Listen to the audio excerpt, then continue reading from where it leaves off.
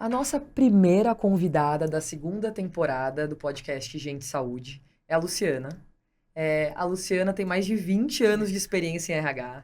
É CHRO da Take Blip, que ela vai contar um pouquinho mais o que que é. Já foi CHRO de outro unicórnio, então é o segundo unicórnio que ela passa aqui no Brasil. É conselheira também, que acho que é uma posição que várias pessoas têm interesse em saber mais. E é cofundadora de uma empresa super famosa dentro do segmento de RH. Lu, um prazer, um privilégio ter você aqui. Queria que você contasse um pouquinho para o público quem é a Luciana, onde começou, como foi parar em RH depois de se formar em psicologia. Boa. O que é o que come, né? Manu, obrigada pelo convite. Estou super feliz, estou super honrada de estar aqui. Bom, vamos lá. A Lu, eu sou psicóloga, como você falou. Eu sou do interior de Minas, de uma cidade chamada Poços de Caldas. Legal. O RH foi um chamado para mim, assim. Eu fui fazer psicologia certa de que eu ia clinicar. Eu venho de uma família de psicólogos, minha mãe, minhas tias, enfim. E no meio do caminho eu fui me interessando muito pelo tema de RH, até que eu fui trabalhar num hospital. Meu primeiro trabalho foi num hospital. E eu me lembro que a gerente de departamento pessoal, nem era RH, me chamou e falou: "Ó, a gente precisava de ajuda aqui, porque a gente está perdendo muitos enfermeiros na UTI, a gente precisava melhorar o processo de recrutamento." Eu acabei me envolvendo muito nisso, percebi que tinha um espaço enorme. E aí, nesse processo, eu pensei, onde eu posso aprender RH? Foi super curioso, eu estava no dentista, folheando revista Veja, e eu abri a folha, assim, e tinha uma campanha da Ambev, que chamava Feita por Gente e Sonhos, e tinha um coach, uma fala da Stella Brant, que foi CMO da Live Up, enfim, falando sobre a trajetória dela na Ambev e a construção de sonhos. Eu sempre fui muito motivada por essa história de propósito. Isso sempre foi grande para mim, desde a juventude, assim. E eu falei, eu quero trabalhar nessa empresa. E eu me lembro o reboliço que eu causei na minha casa. Meu pai vem de mundo corporativo de uma vida, minha mãe na clínica. E meu pai dizia, o que você vai fazer no mundo corporativo? Você é psicóloga, ninguém vai te dar atenção. Tinha uma coisa bem engraçada, quase estigmatizada. E eu fui para a Ambev para tocar o programa de trainee na época, que era o maior programa de maior visibilidade. E aí começou a minha trajetória no RH. Acho que a Ambev, para mim, foi uma super escola de gestão, de resultado, de uma série de coisas. Depois da Ambev... Na Ambev, acho que eu fiz uma mudança de carreira importante, que é sair do RH e fui para o financeiro. Então, imagina uma psicóloga sair do RH para ir para o financeiro. E eu falo isso sempre, assim, acho que talvez tenha sido o movimento de carreira que mais agregou valor para mim, assim, porque foi mesmo sair da minha zona de conforto, olhar para a empresa de um outro lugar, completamente diferente do lugar que eu estava habituada a olhar. Mas entendi muito rápido que não era minha praia e que eu gostava mesmo de RH. A Ambev foi mudando um pouco o direcionamento de condução de área de gente quando a Movile apareceu na minha vida. A Movile, naquele momento, tinha, no total, juntando todas as empresas investidas, não tinha nem 500 pessoas. Quando eu saí de lá, já era mais de 3.000. Então, vi todo esse crescimento. Fiquei 7 anos na Movile, desses 7, quase 4, liderando a área de RH e também a área de gestão, PR, enfim, meu cargo foi absorvendo um monte de coisas. Depois fui para a Cint.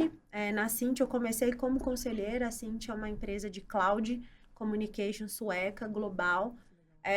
E lá eu comecei como conselheira, que foi exatamente quando fez uma fusão com a Wave, uma das empresas da Movile.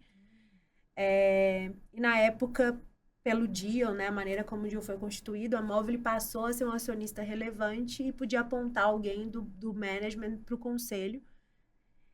Imagina para mim, assim, uma mulher latina, eu tinha 35, 36 anos, Quando me falaram, a gente vai apontar você para o conselho de uma empresa multinacional de capital aberto, eu pensei, acho que não está fazendo muito sentido. E eu perguntava por quê. E acho que a resposta é legal, assim, de ouvir.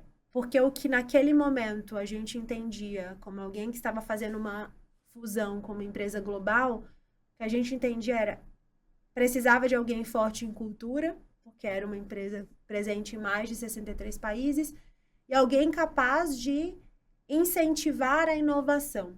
Então, foi muito legal a experiência de sentar no conselho. Disparado, eu era mais nova de idade. Era um conselho bem equilibrado de gênero, que também me chamou bastante atenção na época. Era 50-50, homens e mulheres. Muita diversidade até de países. Então, tinha gente da Suécia, da Alemanha, Estados Unidos. Então, foi uma experiência legal. Mas o bichinho do empreendedorismo já estava ali. Acho que a Movile tem uma cultura muito forte de intraempreendedorismo, né? Então, fui me alimentando um pouco desse sonho, até que quando eu decidi que eu ia fazer um sabático, as minhas atuais sócias da TIFS me chamaram, assim, um dia depois da minha decisão de vou fazer um sabático, que tal você vir empreender com a gente na TIFS Group? E aí eu topei. Fiquei 1 ano e pouco na cadeira de CEO. Comecei um projeto na Blip como CHRO sob demanda, vamos dizer assim. E esse projeto culminou num convite da Blip e eu tô há 6 meses como CHRO da Blip. Então, essa é um pouquinho a minha história. Legal, eu vou entrar em partes dela, mas acho que queria uma dúvida até pessoal, assim, quando você fala de Movile, você tinha o time da Movile, você tinha um monte de investidas. Que é parecido um pouco, de certa maneira, até com o papel de conselho de fazer RH por influência versus fazer RH sendo uma executiva dentro de uma empresa operando. Que eu imagino até que te ajudou depois da sua experiência de empreendedorismo dentro da TIFS, né? Mas conta um pouquinho das diferenças práticas e do que você aprendeu e como você conseguia gerar valor nesse lugar de eu estou influenciando pessoas e não necessariamente gerindo-as, né?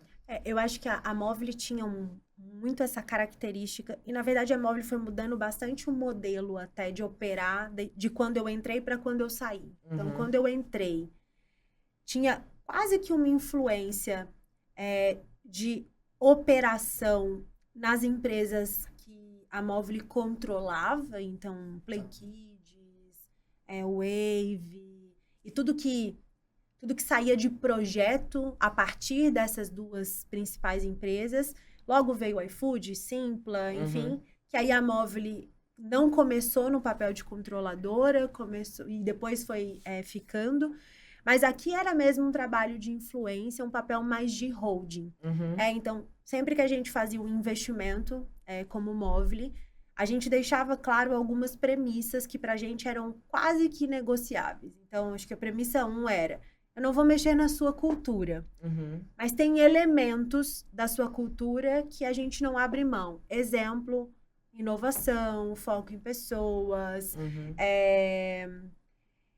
A gente influenciava bastante no modelo de gestão. Então, a Movile tinha muita convicção sobre qual era o modelo de gestão vencedor, até então muito baseado pela história que a Movile foi construindo. Então, a verdade é que a gente não tinha muito espaço para negociar, então o modelo de gestão a gente acabava implementando mesmo o da Movile. E alguns projetos cross, exemplo, o programa de estágio, o Mobile Dream foi um programa que a gente fez para o grupo todo, alguns projetos de desenvolvimento de liderança, algumas iniciativas especialmente de recrutamento de tecnologia. Então, a verdade Manu, que a gente ia usando a força do ecossistema para trazer essa influência. E eu brinco muito que quase que isso foi o começo da TIFS, assim, da perspectiva de idealização. Que eu tenho um time, que eu tinha um time, não era enorme, né, na Movile, mas era um time de elite, vamos dizer assim, que eu plugava e desplugava eles dentro das empresas investidas para apoiar em projetos muito específicos que tinham um tempo determinado e um escopo super definido. Não é diferente do quando a gente fala do Open Talent, desse trabalho sob demanda, que basicamente eu vou lá, resolvo um problema, depois eu saio e posso ir para outro lugar para resolver outro problema. Eu acho que esse foi o grande modelo que eu percebo que a Movile aportou. Então, quando a gente Legal. olha para o iFood, o que era quando a gente investiu, era uma empresa de 100 pessoas, hoje é uma empresa de quase 7 mil. Uhum. E todas as outras empresas também, né? Então, eu acho que é um modelo que eu acredito e acho que essa diferença de plugar e desplugar talento ou necessidade, eu acho que, para mim, é o futuro e vejo que as empresas se beneficiariam muito se tivessem um pouquinho menos de resistência a isso. Legal. E acho que isso conecta com a outra parte que eu queria perguntar, que é falar um pouquinho da Chiefs, né? Então, eu conheço, imagino que muita gente conhece, mas o que é, né? Assim, e acho que o que vocês propõem a fazer e como essas experiências passadas moldaram um pouco a ideia do que é, sei lá, a missão da Chiefs, né? A Chiefs, ela é uma... eu brinco que é um marketplace de executivos de alta senioridade que estão dispostos a doar uma parcela do seu tempo para atuar sob demanda dentro de empresas. E aí, o sob demanda, ele tem variações. Então, sob demanda pode ser, eu vou ser uma CHRO interina numa empresa, vou passar 20 horas do meu tempo, mas vou fazer parte do management dessa empresa, vou estar nas reuniões estratégicas, mas eu não estou 100% full time ali. Tem um outro modelo que eu não sou CHRO interina, mas eu passo a mentorar alguém que está nessa cadeira por conta da minha senioridade, da minha experiência. Tem um modelo sob demanda mais de projeto, então um projeto escopado, começo, meio e fim, entregáveis super definidos e claros, que é uma parte do como eu cheguei na Blip. Então, a Blip foi buscar a Chiefs para apoiar num projeto de design organizacional.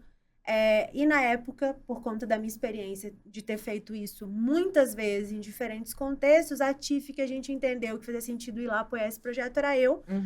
E acabou culminando de a gente entender. Os astros se alinharam, eu brinco, acho que foi um alinhamento de quem eu sou como pessoa versus um pouco do que é como a cultura da Blip é. Legal. As minhas experiências, os desafios que a Blip tem hoje como empresa. E a gente chegou nesse formato de sair da operação da Chiefs, continuo sócia, sou cofundadora, e assumir como CHRO da Blip. Legal. Então, e hoje, especialmente, né, eu estava até te contando aqui no bate-papo informal, a gente está bem feliz, acho que esse trabalho de Open Talent, ele é muito grande no mundo.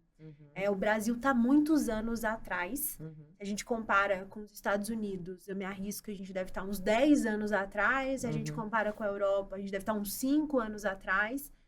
E a gente acabou de firmar uma parceria com a Heidrick, que é uma das maiores consultorias de recrutamento do mundo, um capital aberto.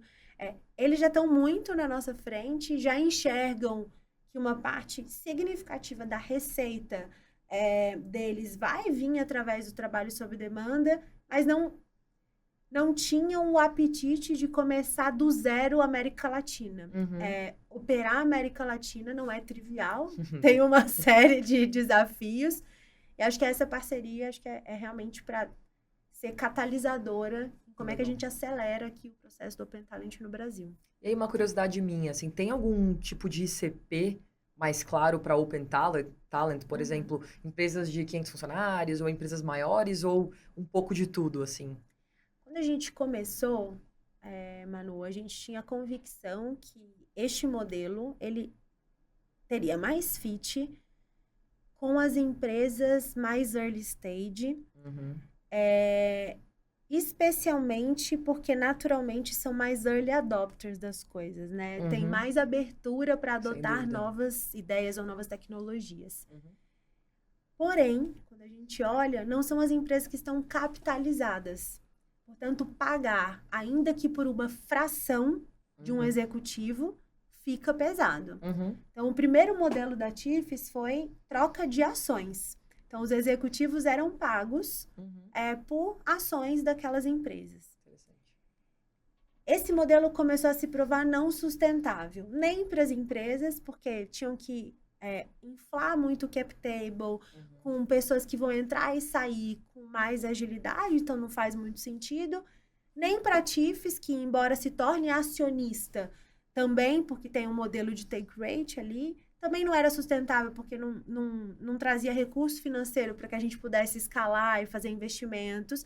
E nem para os executivos também funcionava bem. Então, ao longo da jornada, a gente foi aprendendo que o ICP ideal são as empresas que estão ali na captação, começo de captação série B, série C, que é aquele momento que o founding team talvez já não é mais suficiente da perspectiva de habilidades, tem um compromisso com o fundo que já começa a ser maior e tem um BP que precisa entregar, e aí traz, então, uma experiência de fora, de alguém que já viveu aquela escala, aquele crescimento, aquele setor, e ajuda no crescimento. Então, basicamente... É curioso porque eu acho que é bem o momento que a Pipo tá, assim, né? Então, e até quando você foi descrevendo, etc., eu vejo até, por exemplo, um pouco do que eu aprendi nos últimos 5 anos e meio como empreendedor e como CEO da Pipo.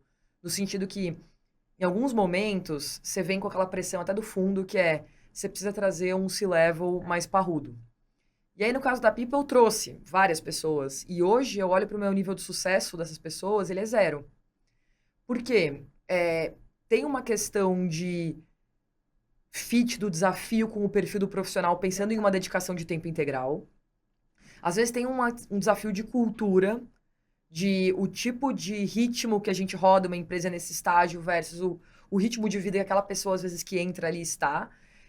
Mas eu percebo que falta guidance e falta repertório, né? No final do dia, de ter vivido aquelas coisas. E aí, na Pipo, como que a gente meio que descobriu o jeito de fazer isso? A gente foi trazendo uns advisors. Que hoje a gente tem algumas áreas que são áreas mais foco da empresa pensando em sucesso. Então, go to market é uma área muito importante. Produto e tecnologia B2B, não é trivial.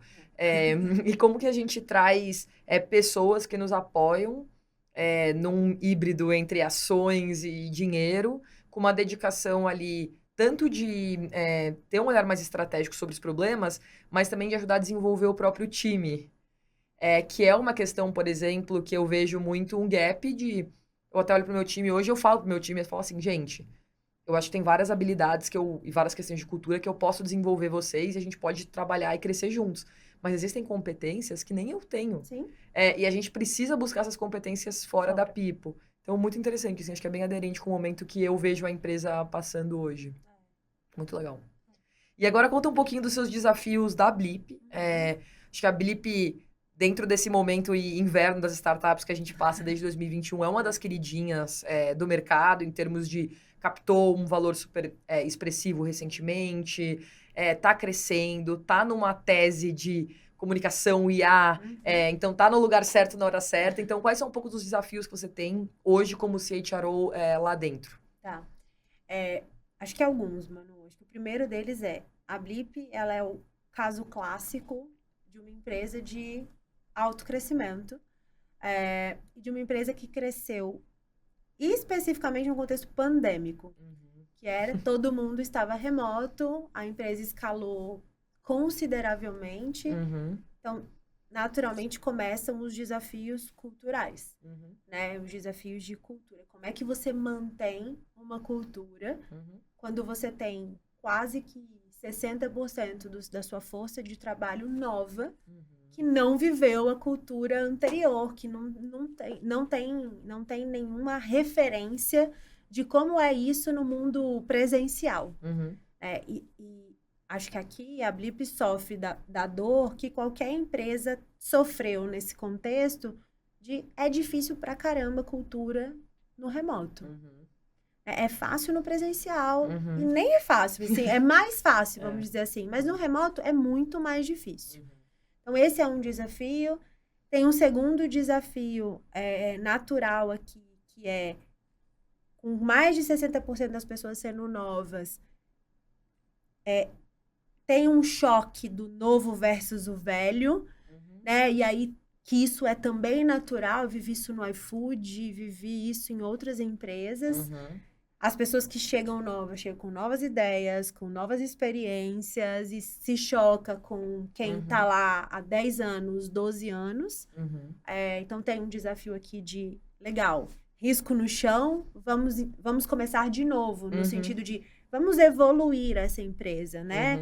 Então, isso é um ponto importante. Tem um desafio de escala, né? A Blip, ela é uma empresa brasileira com ambições globais muito fortes. Então, a gente vem de 2 M&As. Então, a gente fez um M&A em 2022, 2023, que foi da Stiling, a aquisição da Stiling. E a gente fez um M&A internacional, que foi a aquisição da GUS, que é uma empresa que opera Espanha e México. Então, tem aqui um desafio de internacionalização. Tem um desafio de como é que a gente vai sofisticar e evoluir esse RH para atender uma empresa que hoje tem mais de 1.500 colaboradores e que vai crescer globalmente, né? Como é que a gente estrutura os processos, como é que a gente garante do básico ao grande para fazer bem feito. Como você mesma mencionou, a Blip acabou de captar 60 milhões de dólares e com isso vem novos desafios de potencialmente novas aquisições.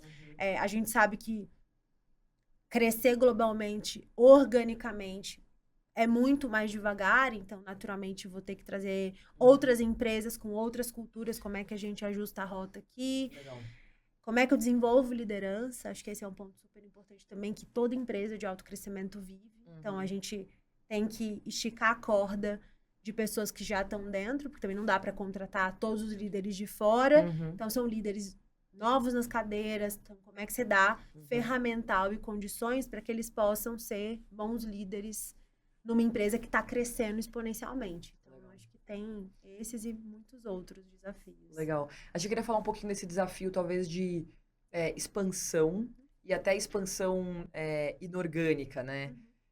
Que é um desafio também que muita gente se interessa, que muita empresa de tecnologia ou empresas também mais maduras que querem eventualmente se modernizar passam.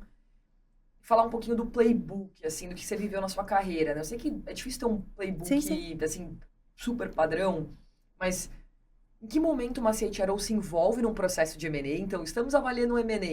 Em que momento a gente traz essa pessoa para dentro? E meio que aqueles 90 dias ali, 180 dias de integração, como a área de pessoas tem um papel ali para garantir que a cultura resultante é uma cultura que a empresa controladora acredita, né? Tá. Que eu acho que é uma coisa que você passou Passei. em alguns momentos da sua carreira. Eu já passei formatos diferentes de M&A, Manu. Acho que eu já passei por um formato. E eu acho que aqui, o momento que o CHRO entra, ele vai depender muito de qual é a tese do M&A, tá? Então, acho que uma tese que acontece com alguma frequência é o acqui-hiring. Eu não tô comprando o ativo, eu tô comprando basicamente as pessoas, né?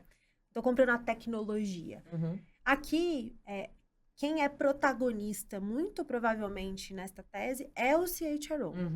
Acho que um exemplo legal aqui, para mim, é quando o iFood fez a aquisição da Reklima, que era uma empresa de AI.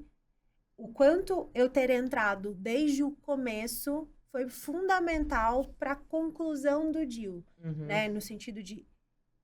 era o meu trabalho garantir que os founders estavam alinhados com o contexto, como eles iam ser incentivados no processo, quem fica, quem não fica, por que não fica, como comunica.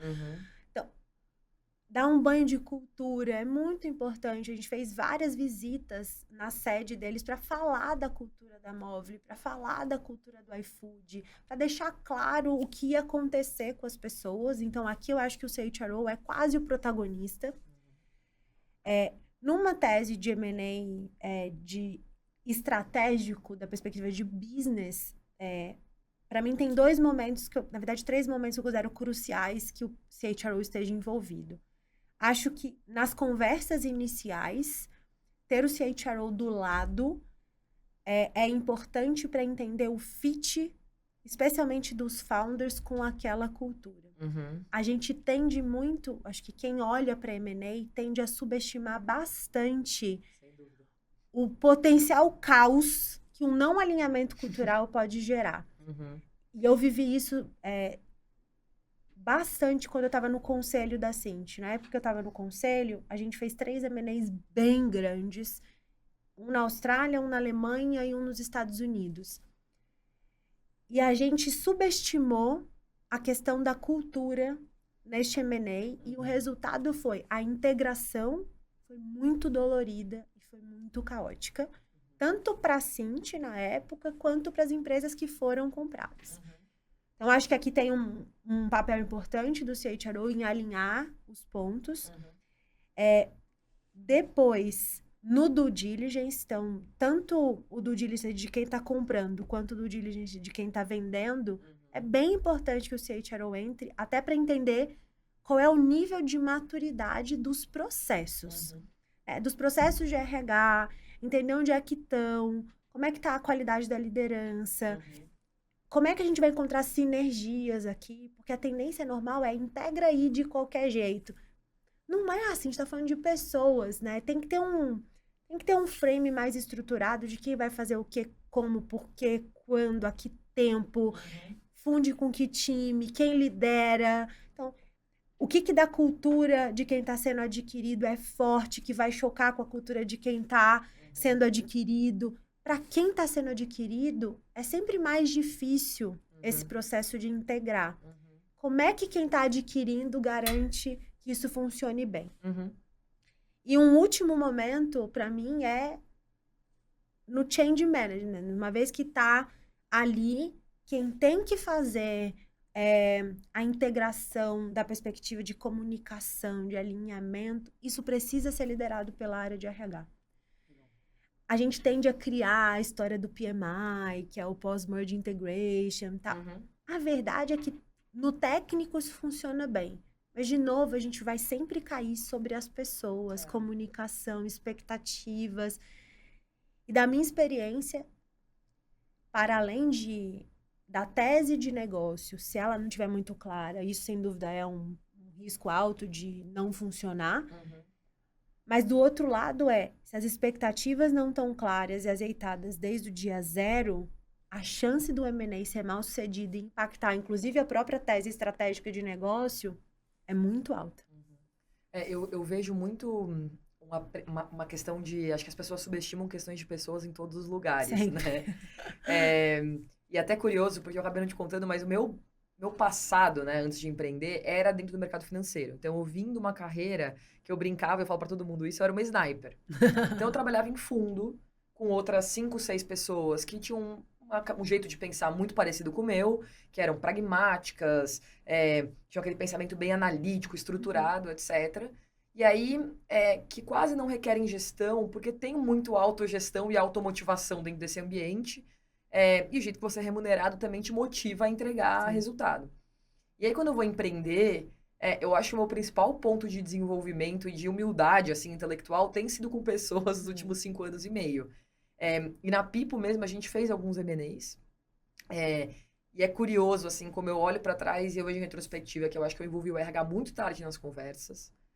Que eu acabei sempre, né, eu, meus sócios, nos encantando eventualmente pelos empreendedores, sem ir profundamente para entender melhor como eles operam, o que motiva eles, como que a gente incentivaria eles pós-aquisição. Porque pra gente, às vezes, a questão de, eu tô no cap table da Pipo, eu sou uma acionista da Pipo, é relevante.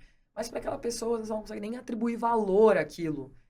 Porque ela tocou o negócio dela de um outro jeito na vida. Onde não era sobre, às vezes, a ação, às vezes era sobre a retirada. Então, assim, acho que tem vários aprendizados que eu vejo aqui. Se eu puder contribuir de alguma forma, até falando um pouco sobre pessoas que passam por esse desafio, envolvam o RH nesse processo, acho que o mais cedo possível. E pensem muito em motivação, principalmente quando a gente fala, às vezes, de troca de ações, que eu acho que é uma coisa que muita gente vê como uma moeda barata, principalmente empreendedores de tecnologia. Tive um valuation bom, fazer troca de ações, mas às vezes os M&As que você faz, o sucesso depende daquela parte que foi comprada continuar muito motivada. E não necessariamente isso é o jeito certo de incentivar as pessoas. Até porque, né, Manu, eu falo que tudo que você criar algema, também o efeito colateral ao final, né, quando você pega a chave e solta a algema, a verdade é que o efeito colateral para o negócio, ele pode ser muito catastrófico. Muito. Né? Eu me lembro, a Movile tinha muito, né, o apetite de investir, era a razão de existir da Movile. E com o tempo, a gente foi aprendendo muito sobre isso. E tiveram várias situações em que o motivo pelo qual a gente declinou do investimento esteve em questões que eram relacionadas a pessoas. É. Né? Então, alinhamento de mentalidade, alinhamento cultural, alinhamento de expectativas. Então, eu vejo... A verdade mesmo é que são muito poucas empresas hoje que entendem que o RH tem que ser parte da construção de um M&A. Concordo. A verdade é que fica muito ali no CFO, na tese fechadinha, ninguém Nas sabe muito planilhas, bem, no máximo envolve o CTO ou o CPO, dependendo de qual é se a empresa é mais de tecnologia ou mais de produto. E aí fica fechado nas planilhas. Eu me lembro, isso é bem curioso, assim, porque me chamava muita atenção no conselho. Sempre ao time de M&A ia apresentar as teses para o conselho, né? E aí, na hora, passava no nível de detalhe muito profundo sobre questões financeiras, no nível de detalhe muito profundo sobre questões de tecnologia. Chegava em RH, era assim, ó, perfect cultural match. Eu pensava, baseado em que ele tá falando isso? Quanto tempo? E exige um trabalho do RH, assim, de vai na empresa. A cultura, ela não tá no PowerPoint.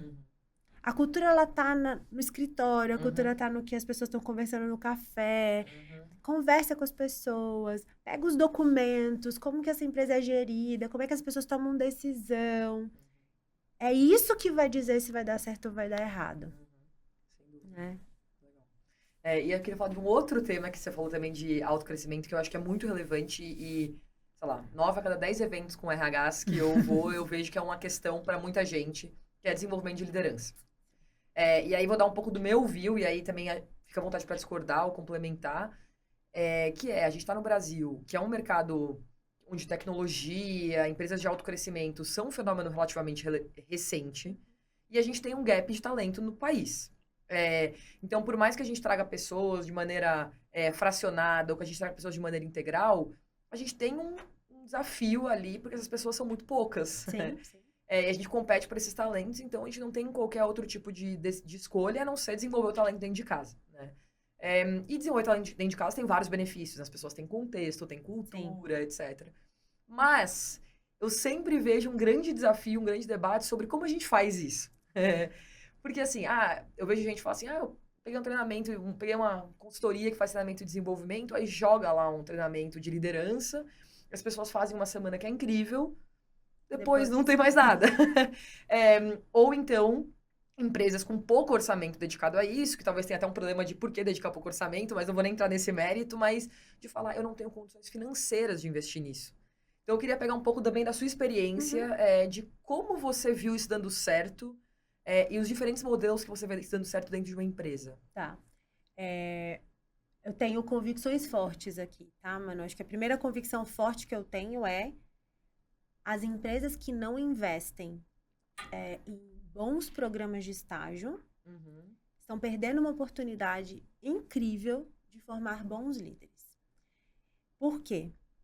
Exatamente pelo que você falou antes.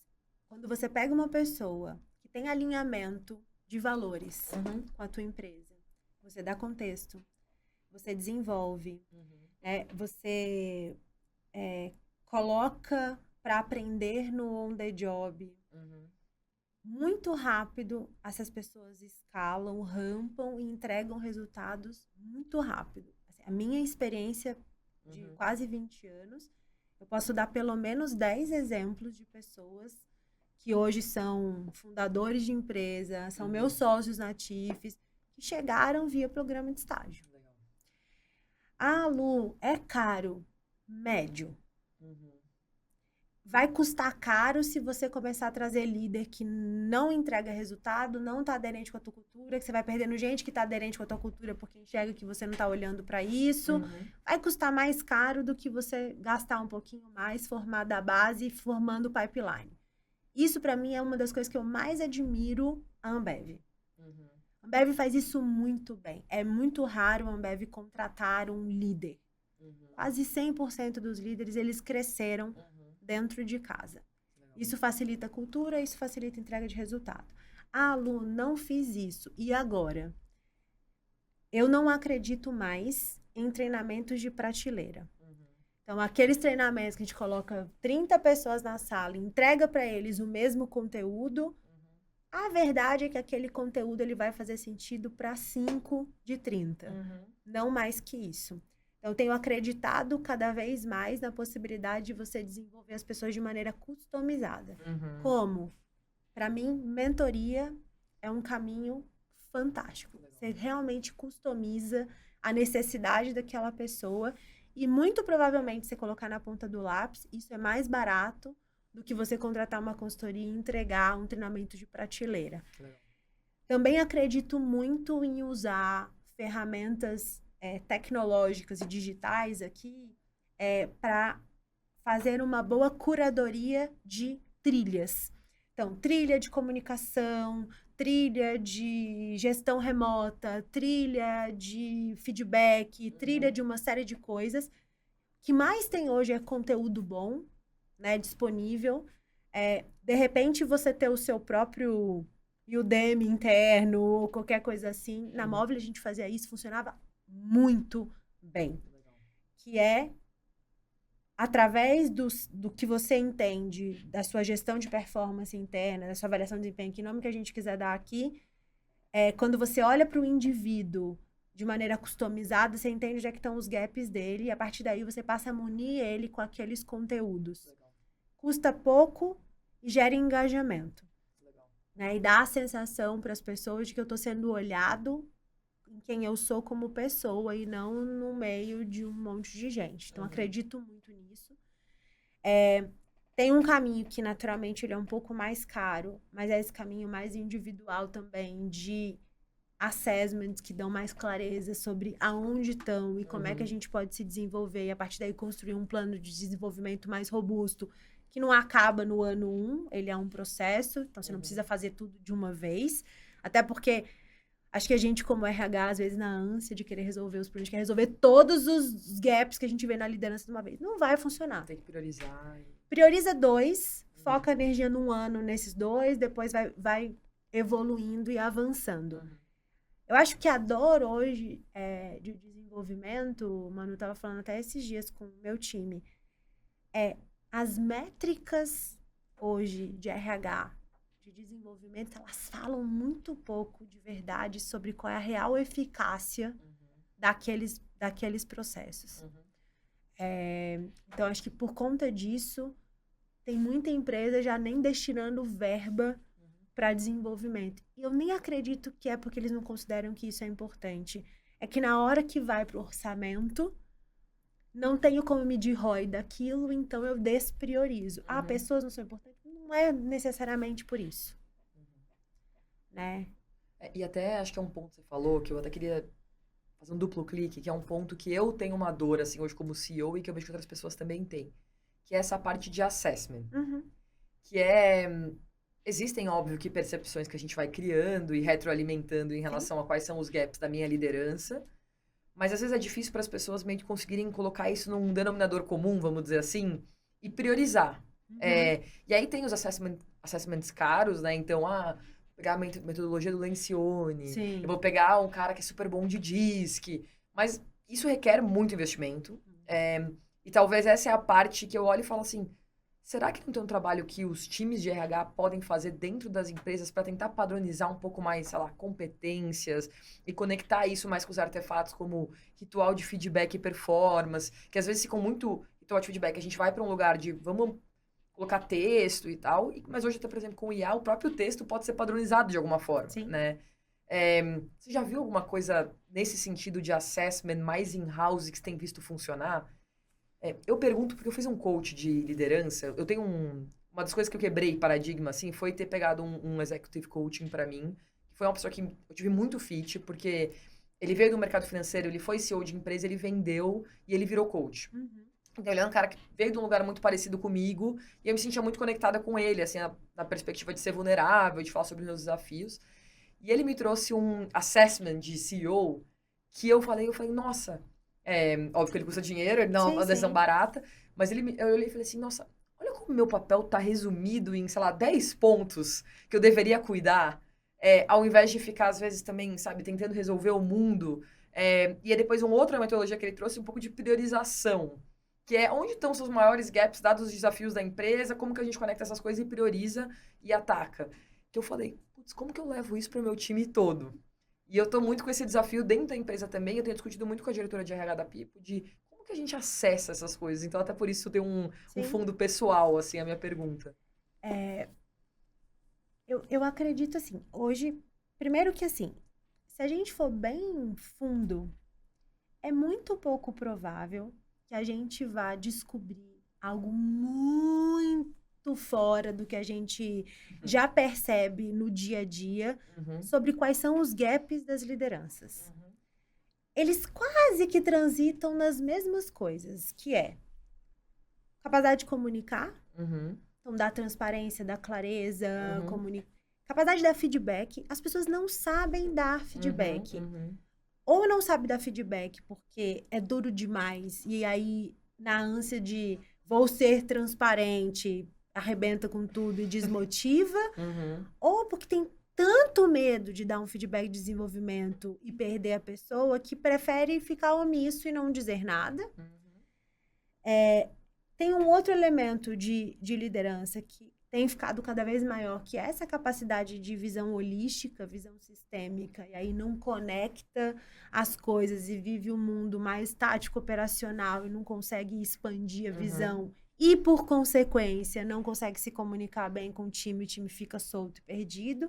Então, assim, tem uma série dessas coisas que, se a gente colocar energia em resolver esses pontos, eu chutaria que 80% dos problemas de liderança das empresas, eles estariam quase que endereçados. Concordo. Eu tenho falado isso bastante, que é, às vezes a gente se esconde atrás da necessidade de dados mais factuais, concretos, numéricos, quase porque a gente não quer acreditar nas coisas que a gente está vendo que está ali na nossa cara. Né? Então a gente fica, não faz sentido fazer isso, porque eu não tenho dados suficientes. Cara, tem. Provavelmente você deve ter na Pipo uma pesquisa de engajamento. Aquela pesquisa provavelmente está te dizendo um monte de coisa. Você lê os comentários, você vai achar um monte de coisa.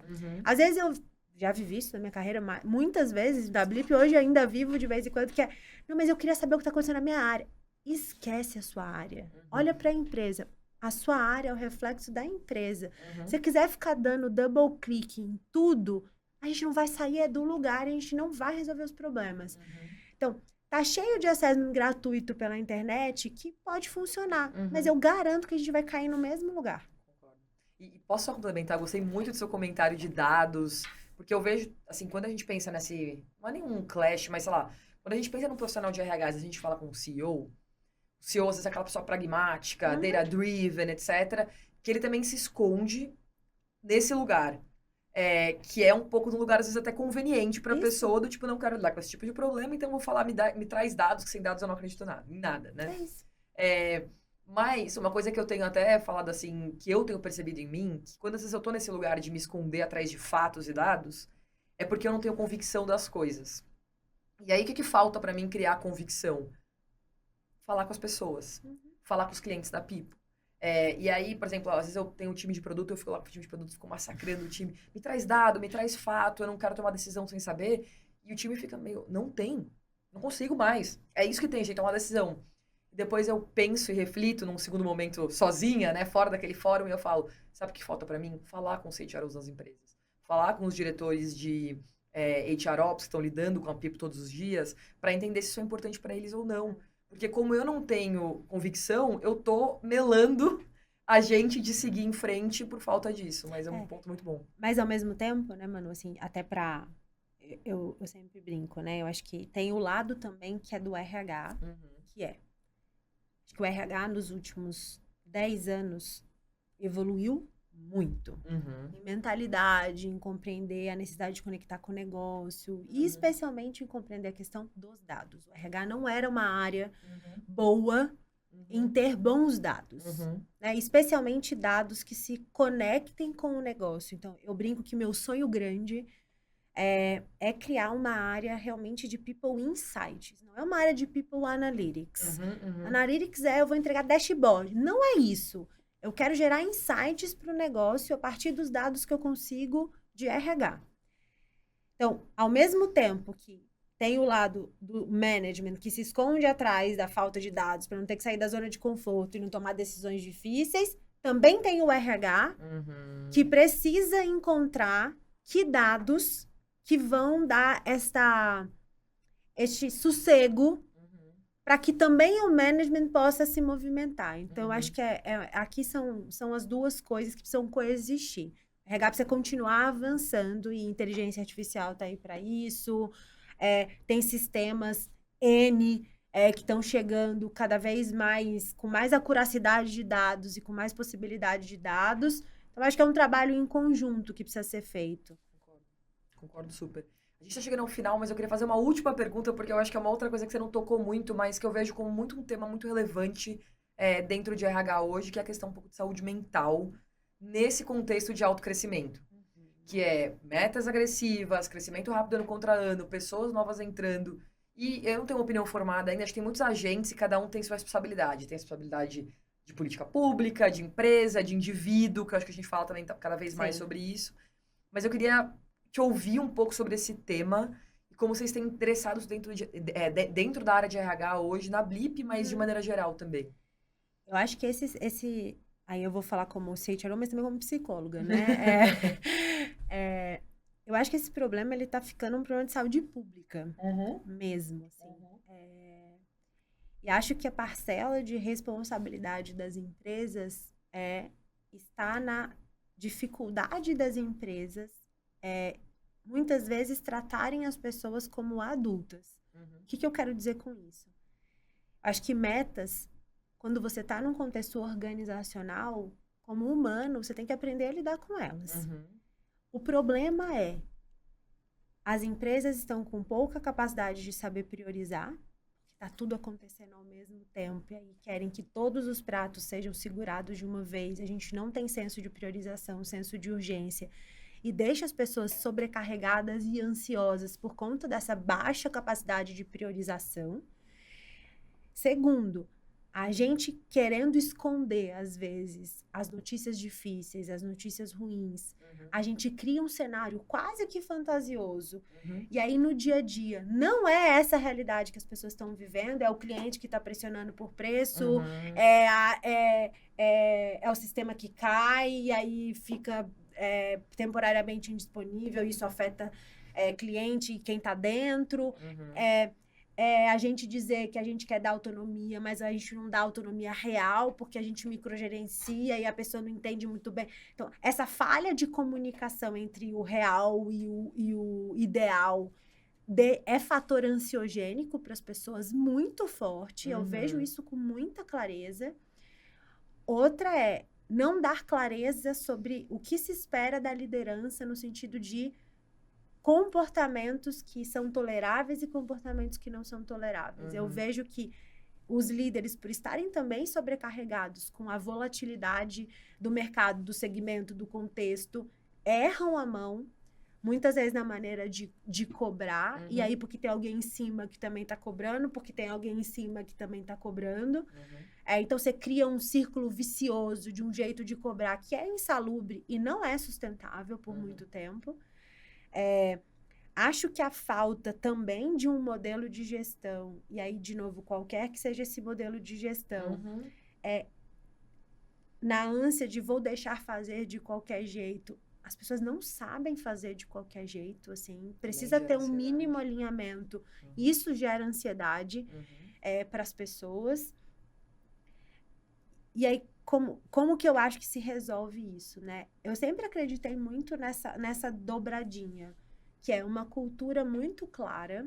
E a cultura clara, para mim, não é só dizer o que pode, é dizer o que não pode, o que não é tolerável. Então, eu falo que é a história dos do's and don'ts, assim. Isso eu faço, isso funciona aqui, essa é a maneira de operar. Isso aqui é não tolerável, e por não tolerável significa que quando isso acontece, existe uma consequência. Qualquer que seja essa consequência, que pode ser uma conversa mais dura, mais difícil, ou até pode chegar num contexto de, olha, esse padrão de comportamento que você apresenta aqui, ele não está alinhado com o que essa empresa espera de padrão de comportamento, então talvez não faça sentido. E o outro é modelo de gestão. Então, acho que quando essas duas coisas, elas estão muito claras e rodam de maneira disciplinada, e aí cultura, para mim, tem um elemento forte de ser bem top-down. Assim, eu não acredito que a cultura é bottom-up. A cultura top-down, ela é alimentada no bottom-up, mas ela é definida no top-down. Então, pensa assim, pensa na People. Você se comporta de uma determinada forma, mas lá embaixo tá todo mundo enxergando o seu comportamento de uma outra forma. Isso cria uma dissonância que é ansiogênica para as pessoas. Por que a Manuela faz isso e aqui embaixo o líder opera totalmente diferente? E especialmente no contexto de autocrescimento, é muito fácil você criar subculturas. E a subcultura não tem nada mais ansiogênico e que mais afeta a saúde mental das pessoas do que subcultura. Super legal. Como é que a gente está tentando endereçar isso na Blip? A gente está revisitando nosso modelo de gestão, tentando trazer um jeito que funcione melhor para o contexto que a gente está inserido hoje. A gente acabou de passar por um projeto de revisitar a cultura, de dar mais clareza. Amanhã a gente vai ter um evento super legal de lançamento dessa nova cultura. Bota todo mundo na mesma página, começa com o CEO. Muito comprado e sendo o principal sponsor. Eu sempre falo isso. Cultura, o CEO, não é do RH. Cultura é do management. Especialmente tem que começar no CEO ou na CEO. Se não começa ali, não cascateia certo. Então, acho que fazer isso. E acho que as empresas precisam falar mais de saúde mental num lugar de realidade. Porque também tem as palavras que ficaram meio na modinha, que é, tô com burnout. Gente, burnout é uma doença muito séria. Não é só estou ansioso. Isso não é burnout. E aí as próprias empresas começam, tá todo mundo ficando com burnout, né? Burnoutado, tá todo mundo falando isso. Vai retroalimentando. Isso cria pânico, isso gente. Isso é fator ansiogênico de novo. Então, acho que as empresas vão ter muito cuidado especialmente, acho que esse papel das áreas de saúde e segurança, do papel das HRBPs, que eu acho que tem um papel muito importante aqui de apoiar até os gestores, os líderes e as pessoas em calma, isso aqui é uma coisa, isso aqui que é sério é outra coisa, como é que eu apoio? Vejo poucas empresas com programas de bem-estar, assim, que incentivem a saúde, né? E a saúde integral, né? Saúde mental, saúde física, saúde emocional. Saúde financeira. Tudo isso é muito... É o que você falou da pirâmide de Maslow mesmo, né? Você começa com as necessidades básicas até chegar na autorrealização, que é o estado da arte de qualquer ser humano. Mas a gente ainda vejo as empresas num lugar de reatividade, não de proatividade com saúde. E se eu puder contribuir, assim, eu passei esse final de semana estudando muito sobre NR1. Porque a People se coloca num lugar ali meio de especialista, meio não, totalmente de especialista de seguros e especialista de saúde. E muitas pessoas, muitos RHs estão um pouco ainda perdidos em relação a como isso mudou minha vida, o que eu preciso fazer e tal. E aí eu consumi muito, muito, muito conteúdo.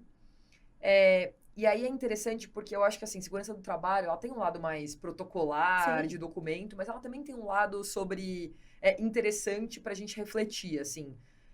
E pegando até uma analogia, né? Quando a gente pensa num incêndio, minha empresa é uma fábrica, ela tem um líquido que é inflamável, eu vou trocar aquele líquido para evitar um incêndio. Isso é uma medida de controle. Quando eu coloco um extintor do lado do líquido, aquilo não é uma medida de controle, aquilo é uma medida de contenção de danos. E eu vejo, fazendo um paralelo com saúde mental, muita empresa focada em contenção de danos, que é assim... tá começando a falar de burnout, eu vou jogar aqui um benefício de saúde mental, que ninguém usa mesmo, mas eu sei que ninguém usa, que o engajamento é baixíssimo, mas para dizer que eu tenho, ao invés de pensar assim e começar a trabalhar mais profundamente em quais são as causas raízes e como que eu ajo sobre elas. Porque eu vejo muita gente focada em, às vezes, dar assistência psicoterápica, que é super importante, mas tolerando assédio no ambiente de trabalho, não letrando as pessoas no básico sobre saúde mental, não focando em modelo de gestão para que as pessoas tenham clareza do que é esperado delas. E aí, a consequência pô, muito legal, você tá com uma questão de saúde mental, você deu terapia, não resolveu nada, porque, né?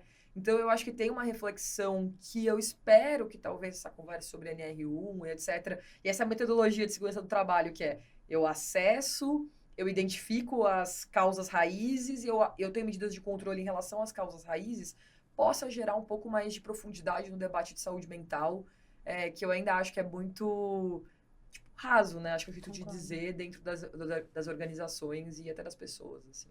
Eu acho que você tocou no ponto que eu concordo mesmo, assim, que é isso, de... Não tem determinados comportamentos, gente, que, assim, é tão fora de moda que independente de que empresa você tá inserido, assim, não dá mais. Se a gente for para esse lugar de assédio, não funciona em lugar nenhum, porque não é para funcionar, gente. Esse não pode ser um modus operandi, não é da Blip ou do iFood ou da Ambev. É para não funcionar em lugar nenhum. Mas a verdade é que a gente ainda vive um contexto onde as pessoas veem nuances, né, de um assédio. E aí não tem que ter nuance. Assédio é assédio. Né? Eu falo isso muito, assim, a brincadeira só é brincadeira quando é brincadeira para os dois. Quando só é brincadeira para um, não é mais brincadeira e isso não pode mais acontecer. Né? Muitas pessoas falam, o mundo tá ficando chato. Não, gente, o mundo tá ficando num lugar que você tem que respeitar os outros. É tão simples quanto isso. Concordo super. Né? E isso impacta em saúde mental, é óbvio. Concordo super. Né? Lu, primeiro eu queria te agradecer. A gente tá chegando ao final da nossa conversa, que foi super rica para mim, até no âmbito de CEO de empresa, aprendi um monte. A gente termina aqui sempre com um bate-bola, jogo rápido. A primeira pergunta que eu queria te fazer é: se alguém quiser ler algum livro pensando em cultura de autocrescimento, tudo que a gente discutiu aqui, tem algum livro que você fala, esse livro para mim é muito referência no tema? E de cultura de autocrescimento. Acho que tem um livro de cultura que eu gosto muito, que chama Powerful, que é um livro da Patty McCord, que é do Netflix. Legal. Que eu gosto muito pela maneira como ela constrói cultura. Acho que a cultura do Netflix é uma cultura famosa e etc., mas é mais pelo frame do que pela cultura em si. Então, acho que esse livro eu recomendo. Legal. E tem alguma pessoa de RH brasileira ou fora que você fala assim, essa pessoa é uma influenciadora, é uma pessoa que eu sigo, que eu gosto muito dos conteúdos que ela produz? De RH especificamente, eu gosto muito... Deixa eu pensar. Engraçado, eu não leio tantas coisas de RH mais hoje, assim. Eu gosto de coisas de negócio. Legal.